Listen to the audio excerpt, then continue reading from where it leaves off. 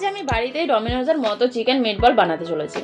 একবার এইভাবে বানালে হুবহু বাড়িতে ডমিনোজের মতো স্বাদের মিটবল সহজেই তৈরি করতে পারবেন। নমস্কার বন্ধুরা, আওয়ার কিচেন রুম চ্যানেলে আপনাদের সকলকে স্বাগত জানাই। আশা করি আপনারা সকলে ভালো আছেন, সুস্থ আছেন। তাহলে চলুন বন্ধুরা, খুব সহজেই কিভাবে মিটবল বানানো যায় তা দেখে নেওয়া যাক। আজ আমি ওভেনে ও গ্যাসে দুটো পদ্ধতিতে মিটবল বানিয়ে শেয়ার করব আপনাদের সাথে।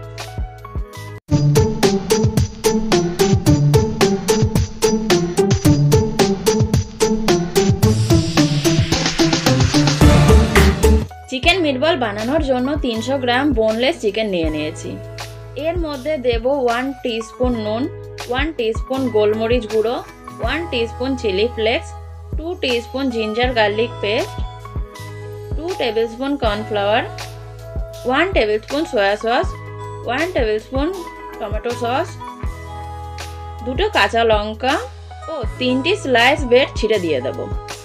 এবার এটাকে ভালো করে মিক্স করে নেব। ভালো করে মিক্স করে নেওয়ার পর এটিকে ব্লেন্ড করে নেব। এর মধ্যে সামান্য পরিমাণে অরিগানো অ্যাড করে দেব। সবার শেষে অ্যাড করলে অরিগানোর ফ্লেভার খুব ভালোভাবে আসে। এবার একটু মেখে নেব। বল বানানোর সময় চিকেন হাতে না লেগে যায় এবং সুন্দরভাবে গোল গোল স্মুথ শেপের বল তৈরি হয়ে যায়, তাই হাতের মধ্যে সামান্য পরিমাণে তেল দিয়ে দেব। কিছুটা করে ব্যাটার নিয়ে এইভাবে গোল গোল করে নেব। এবার মিটবলগুলোকে প্রথমে বয়েল করে নেব। এর জন্য একটি কড়াইতে জল গরম করে 10 থেকে 12 মিনিটের জন্য সিদ্ধ করে নেব।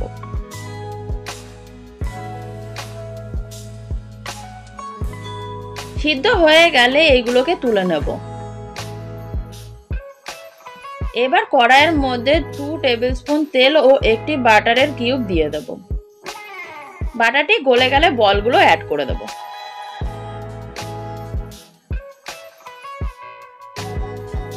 উল্টে পাল্টে ভেজে নেব। দেখুন কি সুন্দর দোকানের মতো কালার এসেছে। এটি একদম দোকানের মতো পারফেক্ট খেতেও হয়।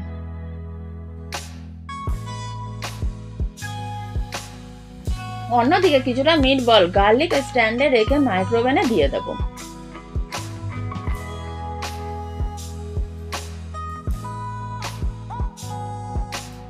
দিয়ে 180 ডিগ্রি সেলসিয়াস টেম্পারেচারে 10 মিনিটের জন্য হতে দেব।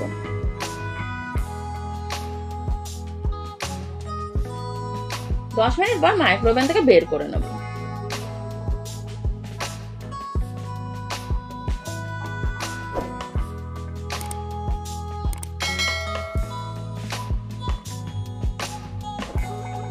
এবার উল্টে দিয়ে উপর দিয়ে বাটার ব্রাশ করে দেব। অন্য দিকটিও ঠিক একইভাবে 10 মিনিটের জন্য হতে দেব।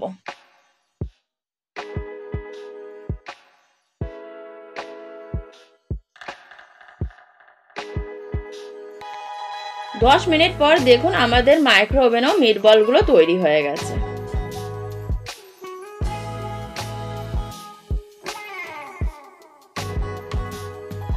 আপনাদের সুবিধার্থে আমি দুটি প্রসেসের মাধ্যমে মিটবলগুলো তৈরি করে দেখালাম।